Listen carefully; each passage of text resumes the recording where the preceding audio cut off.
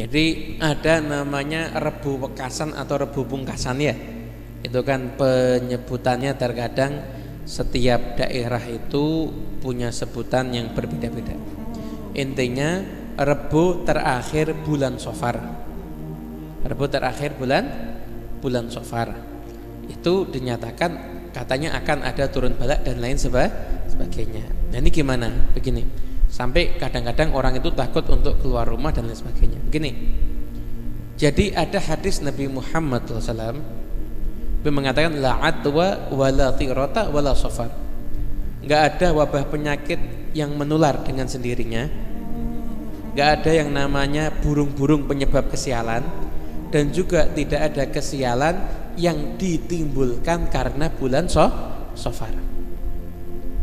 Jadi ketika itu orang di masa jahiliyah biasanya ketika Safar mereka tuh nggak berani ngapa-ngapain, nggak berani nikahkan anak, nggak berani bisnis, nggak berani ngapa-ngapain. Justru dilanggar sama Nabi Muhammad. Rasulullah nikah dengan Siti Khadijah itu pada bulan Safar. Sayyidina Fatimah dengan Sayyidina Ali juga nikahnya ketika bulan Safar.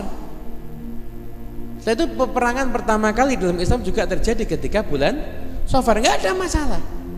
Dan tetap dikatakan ketika itu, ini peperangan pertama sebelum perang Badar ya, itu sudah ada perang-perang kecil. Sudah ada rombongan-rombongan perang yang diberangkatkan. Itu semuanya ketika Safar dan itu nggak ada masalah. Itu berjalan baik-baik aja, bagus-bagus saja dan normal-normal saja. Lah ketika itu berarti kita bisa mengambil satu pelajaran bahwasanya tidak selamanya yang namanya Safar ini identik dengan satu hal yang negatif. Bahkan Safar itu namanya dari kata sifir. Sifir itu kosong, nggak ada nilainya. Diganti sebutannya dengan dhafar, yang artinya keberuntungan dan kesuksesan. Ini kan satu hal yang luar biasa. Terus gimana Beb? Itu kan ada pendapat ulama Beb.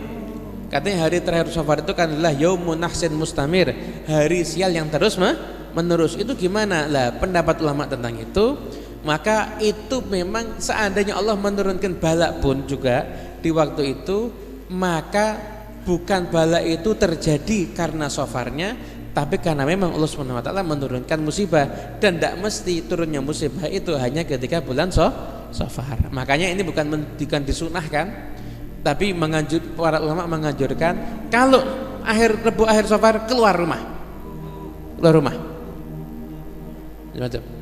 Oh, tradisinya habaib tiap daerah itu beda. Kalau di Solo biasanya ke Tawangmangu.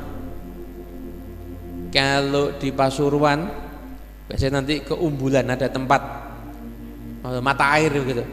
Keluar rumah. Jangan tidak harus lama-lama. Mau ke Juruk enggak apa-apa misalkan. Juruk asalkan kalau lihat monyet jangan lama-lama ya, takutnya persis nanti akhirnya.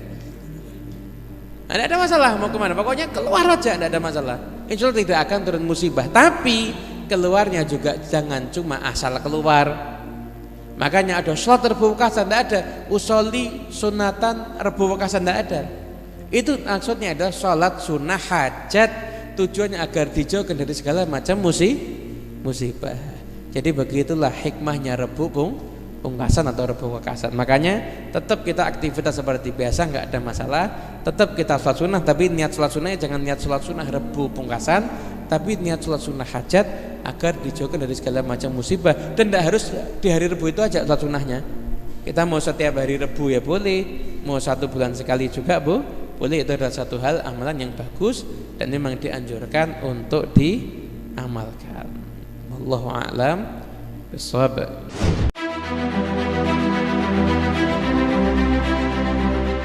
Preview.